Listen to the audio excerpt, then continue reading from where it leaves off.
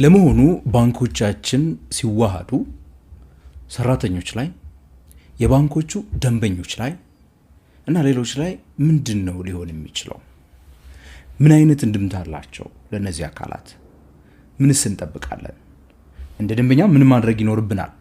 ብር ያስቀምጥን የተበደርን የተለያዩ አገልግሎቶቻችንን የምንጠቀም ሰራተኞችስ እንደኔ ያላችሁት ባንክ ቤት ውስጥ ተቀጥራችሁ የምትሰሩት እነዚህ ነገሮች ምን ይዘውብን ሊመጡስ ይችላሉ? በዛሬ ቪዲዮ የኢትዮጵያ የባንኪንግ ኢንዱስትሪ በተደጋጋሚ ከበላይ ከመንግስት አካላትም ጨምሮ ውህደት እየተባለ እየተወራ ይገኛል። ለመሆኑ ምን አይነት እንድምታዎች አሉ? ምሳሌዎችንም አንስቼ ነግራችኋለሁ። ሌሎች የዓለማችን ሀገሮች ላይ እንደዚህ አይነት ነገሮች በተከሰቱ ጊዜ ለመሆኑ ምንስ ሆኗል የሚለውንም ነገር የምነግራችሁ ነው የሚሆነው። ቪዲዮውን እስከ መጨረሻ ተከታተሉት። የንጋት ፖስት ነው። ፋይናንስ፣ ቢዝነስ፣ ካፒታል ማርኬት መስማት በጣም የምትወዱ ከሆነ ሰብስክራይብ አድርጉ። ከኢትዮጵያ ውጭ ካላችሁ ጆይን በሉ እያልኩኝ በዚሁ ወደ ዛሬ ቪዲዮ የምገባ ነው የሚሆነው።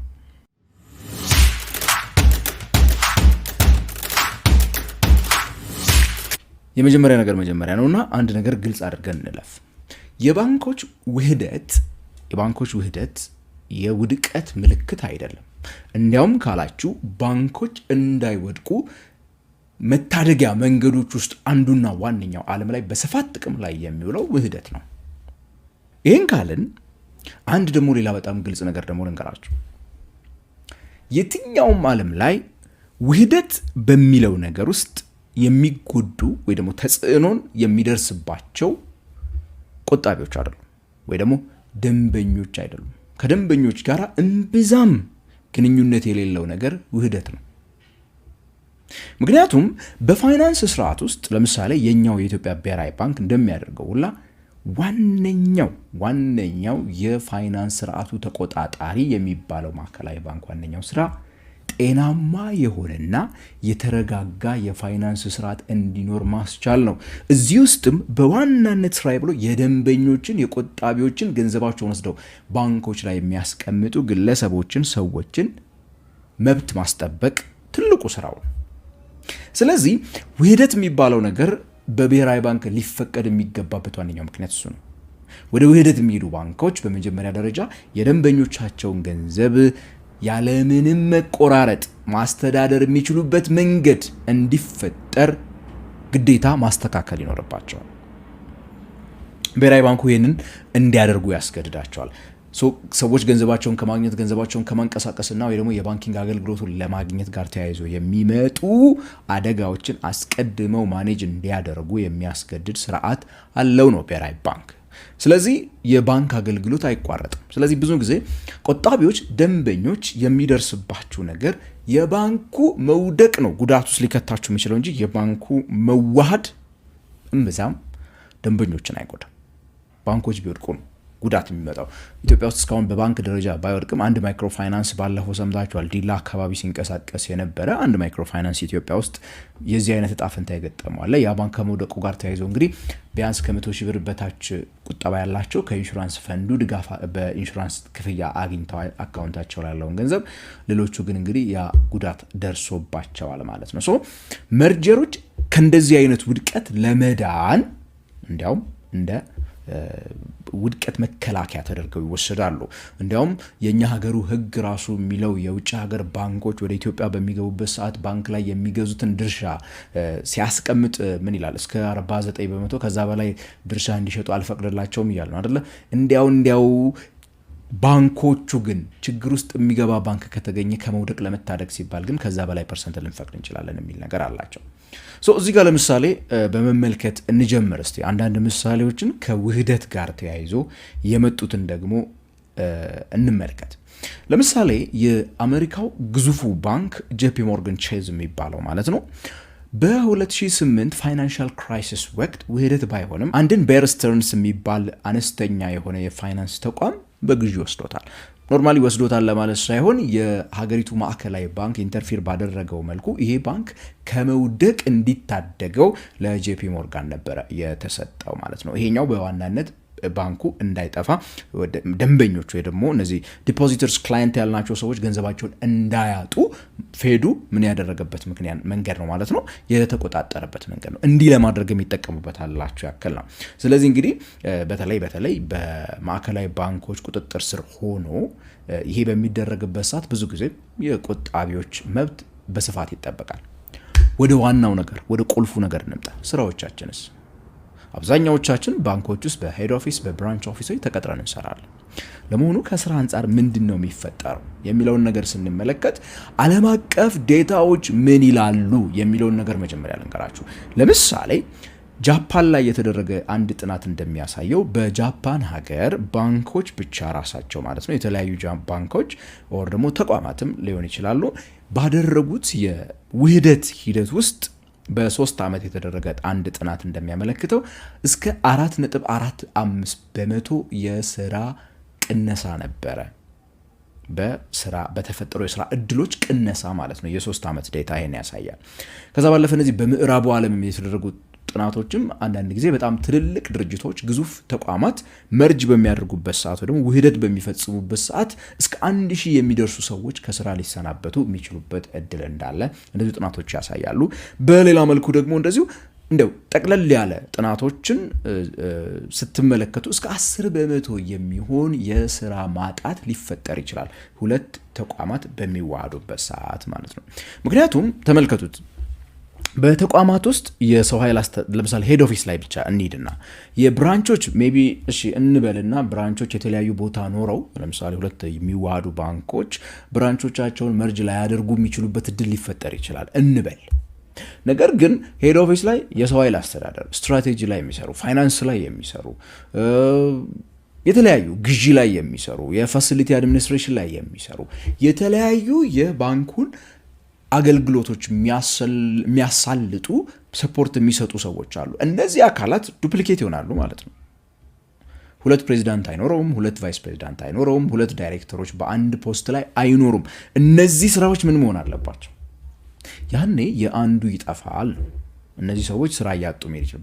በተለይ በዋናነት እንግዲህ በባንኮቻችን በተለይ በዋና መስሪያ ቤቶች ላይ ከፍተኛ የሆነ የስራ አጥነት ሊፈጠር የሚችልበት እድል እንዳለ ማሳያ ነው።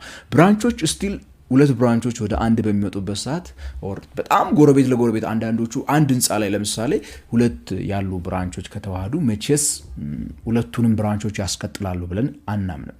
ያንን በሚያደርጉበት ሰዓት በተመሳሳይ ጊዜ እንግዲህ ምን ይመጣል ማለት ነው? የስራ ቅነሳ ሊመጣ ይችላል በእኛም ሀገር ሁኔታ ማለት ነው። ስለዚህ እንግዲህ በእኛ ሀገር ሁኔታ ውህደት የሚባለው ነገር ሲወራ ለፋይናንስ ኢንዱስትሪ የተሻለ ነገር ይዞ ይመጣል፣ ለባንኮቹ የተሻለ ነገር ይዞ ይመጣል፣ ለደንበኞች የተሻለ ነገር ይዞ ሊመጣ ይችላል፣ ለትርፋማነታቸው የተሻለ ነገር ይዞ ሊመጣ ይችላል። ለሰራተኞቹ ግን የእውነቱን ስንመለከተው የተሻለ ነገር ይዞ ይመጣል ብለን በድፍረት ልንናገር የምንችለው ነገር አይደለም።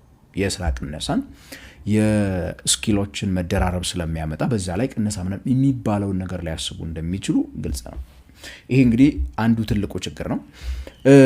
ለምሳሌ እንመልከት። ምሳሌዎች ለምን አልነግራችሁም? ልክ ቅድም የነገርኳችሁ ይሄ ጄፒ ሞርጋን ቼዝ የሚባለው የአሜሪካ በጣም ግዙፍ ከሆኑ ባንኮች ውስጥ ቀዳሚ አንደኛ ሁለተኛ አካባቢ ነው ያለው። ይሄኛው ባንክ እንግዲህ ጄፒ ሞርጋን ቼዝ ማለት ነው ከባንክ ዋን ጋራ ውህደትን ፈጽሟል ብዙ ዓመታት በፊት አይ ቲንክ 2004 አካባቢ እንደዚህ ይመስለኛል። በዚህ ጊዜ ወደ 12000 የሚጠጉ ሰራተኞች ናቸው የተቀነሱት። ያው የጋራ ነው እየነገርኳችሁ ያለሁት። ሁለቱ ባንኮች የተለያዩ የራሳቸው ሰራተኞች ነበሯቸው። ስለዚህ ሁለቱ ጄፒ ሞርጋን ቼዝ እና ባንክ ዋን መርጅ በሚያደርጉበት ሰዓትና ውህደት በተፈጸመበት ሰዓት እንግዲህ የተለያዩ ዲፓርትመንቶች ተዘግተዋል። የተለያዩ ኦቨርላፕ የሚያደርጉ ስራዎች ተቀንሰዋል። ከዚህ የተነሳ ምን ሆኗል ማለት ነው? እነዚህ ድርጅቶች ወደ 12000 ሰራተኞችን የቀነሱበት ሁኔታ አለ። ሌላው ደግሞ ከ2008 እንዲያውም ፋይናንሻል ክራይሲስ በኋላ ከመጡ መርጀሮች ውስጥ አንደኛው BB&T and SunTrust የሚባሉ ሁለት የፋይናንስ ተቋማት እነዚህም አሜሪካ ውስጥ የሚገኙ ትሩስት ፋይናንሻል የሚባለውን ተቋም የፈጠሩ ናቸው። ትሩስት ፋይናንሻልን በ2019 የፈጠሩት እነዚህ ሁለቱ የፋይናንስ ተቋማት መርጅ በማድረጋቸው ወደ 820 የሚጠጉ ብራንቾች ተዘግተዋል ያሉ አንዳንድ መረጃዎች 14% የሚሆን አንድ ላይ ደምራቸው የጠቅላላዎቹ ማለት ነው የነሱ 14% የሚሆን ሰራተኛን ከስራ አሰናብተዋል፣ ቀንሰዋል፣ አስወጥተዋል። እነዚህ ሪል ላይፍ የተፈጠሩ ነገሮች ናቸው። ይሄ እንግዲህ ለምሳሌ አሜሪካ ላይ የተፈጠረ ነው። የናይጄሪያን ቁጥሮች ለማንበብ በሚሞክርበት ሰዓት ናይጄሪያ ላይ እንግዲህ አሁን ነው ይሄ 2026 አሁን የያዝነው የፈረንጆቹ አመት ነው። የናይጄሪያ ማዕከላዊ ባንክ ከፍተኛ የሆነ ልክኛ አሁን 5 ቢሊዮን እንዳለው እነሱም ደግሞ በቢሊዮኖች አስቀምጠው እዛ ጋር ካልደረሳችሁ ባንኮች መርጅ ማድረግ አለባችሁ የሚል ነገር ያነሱበት አመት አሁን ነው። እስካሁን አንዳንድ ባንኮች የጸደቀላቸው መርጀር እስከ 100 ምናምን የሚደርሱ ሰራተኞች የቀንሱበት ሁኔታ እንዳለ አይተናል። ግን እንዲህ የከፋ የሰፋ እንደዚህ አሜሪካ ላይ እንደምሰሙት አይነት ቁጥር እስካሁን አልታየም። ኤኒዌይስ ግን የነዚህ የመርጀር ደግሞ ደጋፊ የምንላቸው አካላት ደግሞ ምን እያሉ ይናገራሉ? ስራ ማጣት ብቻ ሳይሆን ግን የስራ መላቅም ደግሞ ይፈጠራል፣ የጆብ ትራንስፎርሜሽን ይፈጠራል የሚሉ ሰዎች አሉ።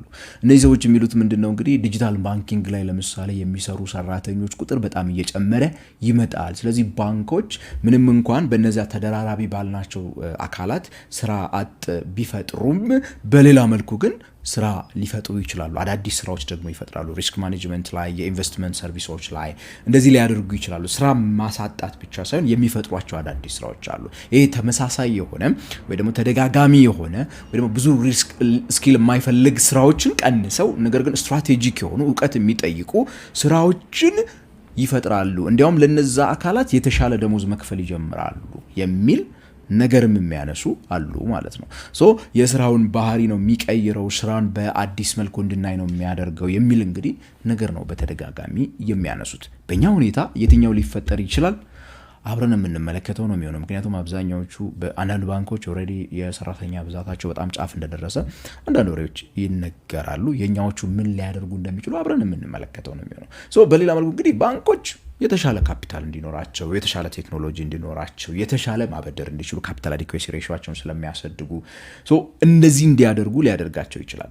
ነገር ግን ከሰራተኞች አንጻር ስንመለከተው በኢትዮጵያ ሁኔታ ስትመለከቱት የሰራተኛ ቅነሳ፣ የሰራተኛ እንግዲህ ከስራ መውጣት አንዱ አስፈሪው የባንክ መርጀር ጉዳይ ሊሆን ይችላል። እነዚህን እንግዲህ የሰራተኛ ማህበራት ሜቢ መጠናከር የድርድር አቅምን አጎልብቶ በምን መልኩ ሰራተኛ እዛ ውስጥ ናቪጌት ማድረግ እንዳለበት ማስቀመጥ መቻል አለበት። በግል ደግሞ ሰዎች ሜቢ እንግዲህ የተሻሉ ሮሎችን ሊሰጡ የሚችሉ የትምህርት ዝግጅቶች ሊኖሯቸው ይገባል። ስልጠናዎችን ሊወስዱ ይገባል። ስትራቴጂክ ወደሆኑ ሮሎች መሄድ የሚችሉበትን መንገድ፣ ወደ ዲጂታል ፋይናንስ አገልግሎት ጋር ተያይዘው ያሉ አገልግሎቶች ውስጥ መግባት የሚችሉበትን መንገድ በፈለግ ግድ ይላል ማለት ነው።